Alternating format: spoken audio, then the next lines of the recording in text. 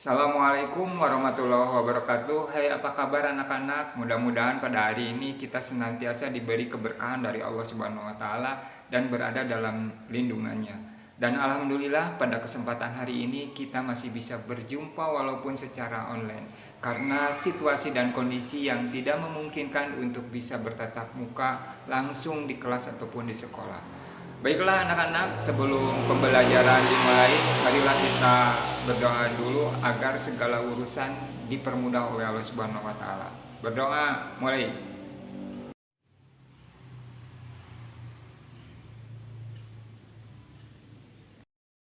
Sebelum kepada pembahasan materi pembelajaran, Bapak ingin mengecek kehadiran kamu terlebih dahulu.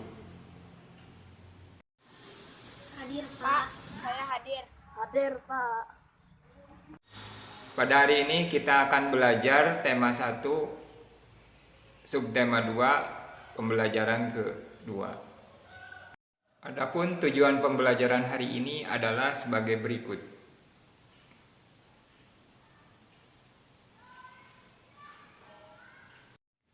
Pembelajaran kali ini kita akan membahas pembelajaran yang sebelumnya dipelajari sewaktu kalian di kelas 5. Jika kalian pernah membaca sebuah bacaan, baik itu berita atau teks laporan, tentunya di dalamnya memiliki beberapa paragraf sehingga membentuk sebuah bacaan atau teks laporan.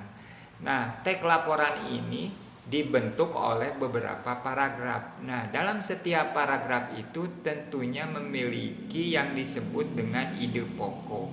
Nah, Bapak ingin bertanya, apa sebenarnya yang disebut dengan ide pokok? Silakan yang mau jawab. Gagasan jalan sebuah paragraf.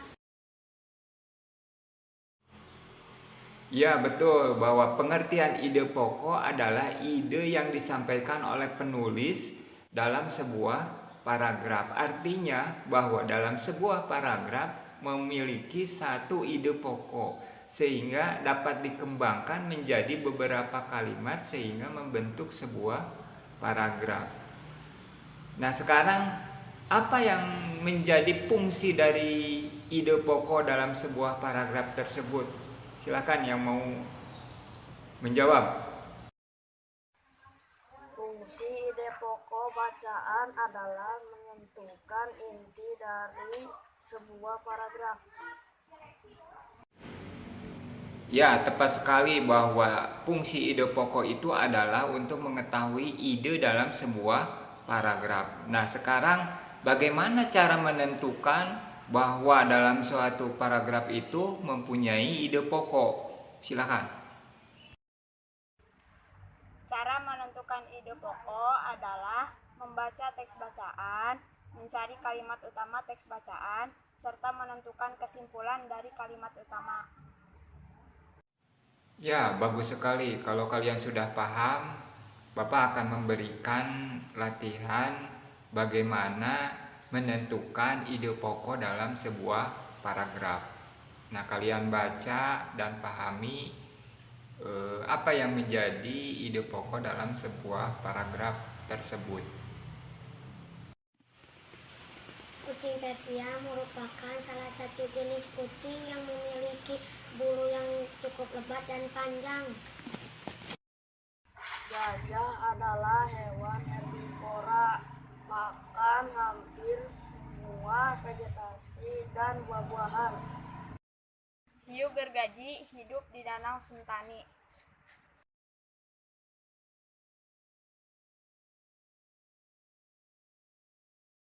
Hiu gergaji hidup di Danau Sentani.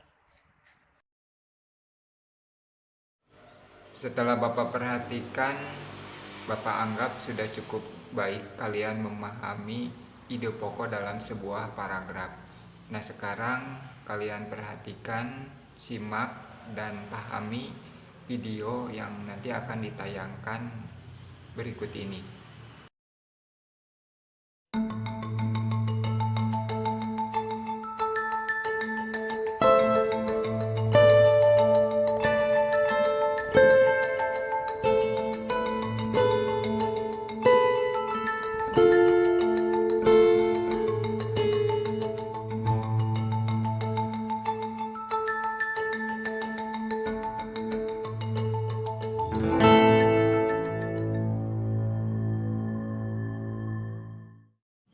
Setelah kamu melihat tayangan tadi, apa yang kamu ketahui tentang video tersebut? Sekumpulan hewan yang sedang bermain. Ya betul, dalam tayangan tadi ada sekelompok hewan yang hidup di suatu tempat, kemudian melakukan aktivitasnya dengan hewan yang lain. Nah, hewan-hewan tersebut akan bertambah banyak jika melakukan perkawinan antara hewan yang sejenis dengan hewan yang sejenis lagi. Nah, hubungannya dengan tayangan tadi, maka pembahasan pada pertemuan kali ini kita akan membahas tentang perkembangbiakan hewan. Nah, kalau kalian masih ingat, perkembangbiakan hewan itu dibagi menjadi dua jenis. Yang pertama adalah perkembangbiakan secara generatif dan kedua adalah perkembangbiakan secara vegetatif. Nah, perkembangbiakan secara generatif adalah perkembangbiakan secara kawin. Artinya dibutuhkan hewan pejantan dan betina untuk melakukan proses perkembangbiakan. Nah, perkembangbiakan hewan secara generatif ini dibagi menjadi 3 bagian. Yang pertama adalah Vivipar adalah hewan yang beranak, Pak. hewan vivipar ini adalah hewan-hewan yang berkembang biak secara melahirkan. Pada umumnya hewan-hewan ini termasuk jenis mamalia. Nah, tentunya hewan-hewan vivipar ini memiliki ciri-ciri khusus tertentu. Yang pertama adalah memiliki kelenjar susu. Pada umumnya hewan-hewan yang berkategori vivipar ini pasti memiliki kelenjar susu pada tubuhnya, ya. Apabila kita lihat di sekeliling kita hewan-hewan yang memiliki kelenjar susu, nah itu yang disebut dengan vivipar. Kemudian yang kedua memiliki daun telinga, ya. Kalau hewan yang memiliki daun telinga itu berkategori jenis vivipar. Yang ketiga penutup tubuhnya adalah berupa rambut atau bulu, ya. Banyak hewan-hewan di sekeliling kita yang memiliki bulu atau rambut. Nah, itu yang termasuk dengan hewan vivipar. Merupakan jenis mamalia, itu jelas ya. Kemudian yang terakhir, individu yang dilahirkan atau dikeluarkan pada tubuhnya itu pasti hewan mamalia. Jenis perkembangbiakan secara generatif yang kedua adalah ovipar. Ovipar adalah hewan-hewan yang berkembang biak dengan cara bertelur. Nah, telur pada umumnya harus dierami induknya hingga menetas. Nah, proses pengeraman yang dilakukan untuk menjaga suhu telur agar tetap stabil. Nah, suhu telur yang tetap terjaga sangat berpengaruh pada perkembangan bakal hewan yang ada di dalam telur. Nah, hewan-hewan yang berkembang biak dengan cara ovipar ini adalah jenis unggas, reptil, dan ikan. Nah, hewan-hewan yang ada di sekeliling kita tentunya banyak yang berjenis atau berkembang biak secara ovipar, sehingga sangat mudah kita kenali dan pahami bahwa jenis perkembangbiakan hewan tersebut adalah ovipar. Sehingga ciri-ciri yang dimiliki oleh hewan ovipar itu sebaliknya yang dimiliki oleh vivipar. Contoh yang pertama, tidak memiliki daun telinga. Kemudian yang kedua, bukan merupakan hewan mamalia. 3, induknya tidak menyusui anaknya.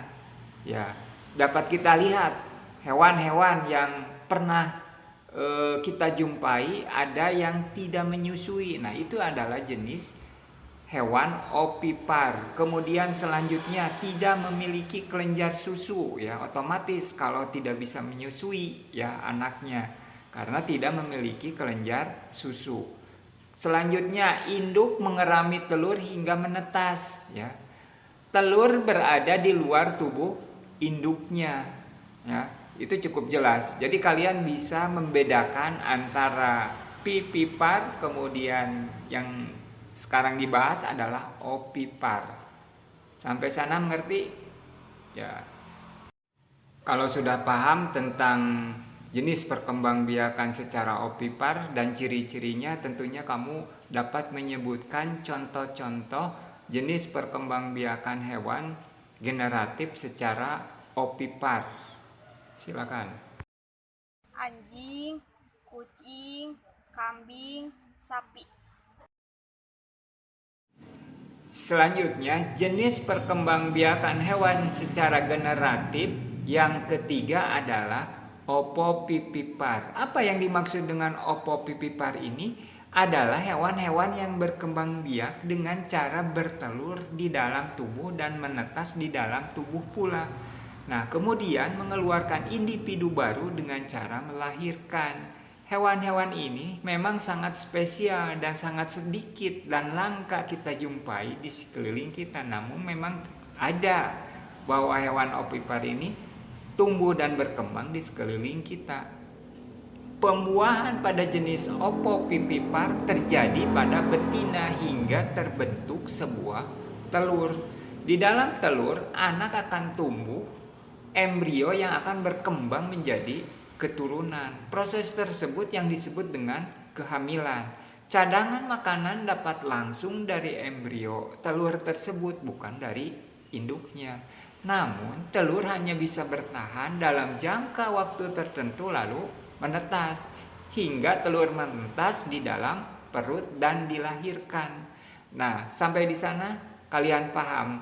Setelah paham, kalian nanti akan dihadapkan bagaimana ciri-ciri yang dimiliki oleh hewan yang berjenis opopipipar ini. Baiklah, kita jelaskan. Yang pertama, memiliki embrio yang dapat berkembang menjadi cangkang telur dalam tubuh induknya. Nah, kita dapat lihat hewan yang bertelur pasti memiliki cangkang tubuh induknya, ya. Cangkang telur dalam tubuh induknya. Kemudian ciri khusus yang kedua adalah tidak menyusui. Ya, itu jelas ya, tidak menyusui. Kemudian pembentukan anak dilakukan dengan cara generatif. Selanjutnya anak tidak diasuh oleh induknya. Selanjutnya induk tidak memiliki rahim, ya. Kemudian termasuk hewan berdarah dingin. Selanjutnya setelah menetas, individu baru akan keluar langsung dari tubuh induknya. Nah, itu adalah beberapa ciri yang dimiliki oleh hewan berjenis opopipipar. Nah, setelah paham tentang ciri-ciri perkembangbiakan secara generatif jenis opopipipar ini, maka kalian bisa menyebutkan contoh-contoh yang termasuk hewan opopipipar. Silakan. Ikan hiu, buaya, kadal, dan ular. Nah, demikian perkembangbiakan generatif pada hewan sudah kita bahas. Namun bagaimana perkembangbiakan vegetatif pada hewan? Apakah ada hewan yang dapat berkembang biak dengan cara vegetatif?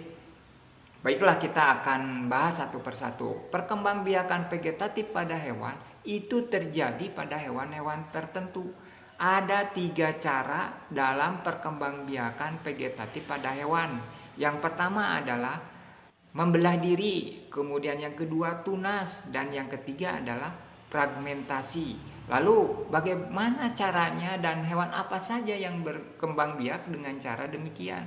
Ayo kita bahas. Yang pertama adalah membelah diri. Membelah diri adalah cara berkembang biak hewan secara vegetatif dengan jalan membagi tubuhnya menjadi 2 bagian yang sama atau lebih secara langsung yang dilakukan hewan bersel satu. Contoh hewan yang berkembang biak dengan cara membelah diri ini adalah amuba, protozoa, paramecium, dan virus, ya.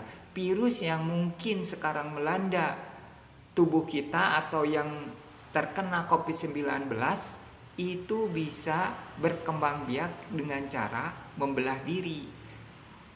Yang kedua adalah bertunas. Bertunas adalah cara berkembang biak hewan secara vegetatif pada saat organisme baru tumbuh. Tunas baru akan melekat sepanjang pertumbuhannya hingga menjadi organisme baru. Contoh perkembangbiakan hewan secara bertunas ini adalah hidra, kemudian ada porifera, ada solentrate. Nah itu jadi ada 3 contoh hewan yang berkembang biak vegetatif secara bertunas ya. Dan yang terakhir adalah fragmentasi. Fragmentasi adalah cara perkembangbiakan hewan secara vegetatif yang berasal dari potongan tubuhnya sendiri atau pemutusan bagian tubuhnya. Contoh hewan yang melakukan fragmentasi ini adalah planaria dan cacing pita. Nah, itulah penjelasan mengenai perkembangbiakan vegetatif pada hewan. Dan perlu diingat sekali lagi bahwa perkembangbiakan pada hewan itu dibagi 2. Yang pertama adalah perkembangbiakan hewan secara generatif dan yang kedua adalah perkembangbiakan hewan secara vegetatif. Sedangkan perkembangbiakan hewan secara generatif dibagi 3 macam. Yang pertama adalah pipipar, yang kedua adalah opipar, yang ketiga adalah opopipipar. Sedangkan perkembangbiakan hewan secara vegetatif dibagi 3 macam. Yang pertama adalah membelah diri, yang kedua adalah bertunas, dan yang ketiga adalah fragmentasi. Itulah beberapa penjelasan mengenai perkembangbiakan hewan baik itu secara generatif atau secara vegetatif. Nah, kita lanjutkan pembahasan dengan materi kondisi ekonomi yang berada di kawasan Asia Tenggara atau negara-negara ASEAN. Yang pertama adalah Indonesia. Indonesia merupakan salah satu negara kepulauan yang ada di kawasan Asia Tenggara. Negara Indonesia ini memiliki kekayaan alam yang cukup melimpah ruah, baik itu berupa minyak bumi atau gas alam dan banyak yang lainnya. Negara Indonesia sebagai salah satu negara yang memiliki keberagaman baik itu dari seni dan budaya yang cukup tinggi. Nah, dengan kekayaan alam yang berada di Indonesia itu menjadikan modal dasar bagi Indonesia untuk disebut sebagai kawasan yang termaju di kawasan Asia Tenggara. Nah, yang kedua adalah negara Brunei Darussalam. Negara Brunei Darussalam ini adalah negara yang memiliki kekuatan ekonomi berupa minyak bumi dan gas alam, sehingga pendapatan per kapitanya tiap tahun itu selalu tinggi. Ini menjadi modal bagi negara Brunei Darussalam sebagai negara yang maju juga di kawasan Asia Tenggara dengan modal dari gas alam itu sendiri. Anak-anakku sekalian, itulah beberapa penjelasan dari pembahasan pembelajaran tema 1. Mudah-mudahan saja kalian tetap semangat dalam belajar dan tetap menjaga kesehatan setiap hari. Marilah pembelajaran ini kita akhiri dengan bacaan hamdalah. Alhamdulillahirabbil alamin. Wassalamualaikum warahmatullahi wabarakatuh. Itulah beberapa penjelasan mengenai perkembangbiakan hewan baik itu secara generatif atau secara vegetatif. Nah, kita lanjutkan pembahasan dengan materi kondisi ekonomi yang berada di kawasan Asia Tenggara atau negara-negara ASEAN. Yang pertama adalah Indonesia. Indonesia merupakan salah satu negara kepulauan yang ada di kawasan Asia Tenggara. Negara Indonesia ini memiliki kekayaan alam yang cukup melimpah ruah, baik itu berupa minyak bumi atau gas alam dan banyak yang lainnya. Negara Indonesia sebagai salah satu negara yang memiliki keberagaman baik itu dari seni dan budaya yang cukup tinggi. Nah, dengan kekayaan alam yang berada di Indonesia itu menjadikan modal dasar bagi Indonesia untuk disebut sebagai kawasan yang termaju di kawasan Asia Tenggara. Nah, yang kedua adalah negara Brunei Darussalam. Negara Brunei Darussalam ini adalah negara yang memiliki kekuatan ekonomi berupa minyak bumi dan gas alam, sehingga pendapatan per kapitanya tiap tahun itu selalu tinggi. Ini menjadi modal bagi negara Brunei Darussalam sebagai negara yang maju juga di kawasan Asia Tenggara dengan modal dari gas alam itu sendiri. Anak-anakku sekalian, itulah beberapa penjelasan dari pembahasan pembelajaran tema 1.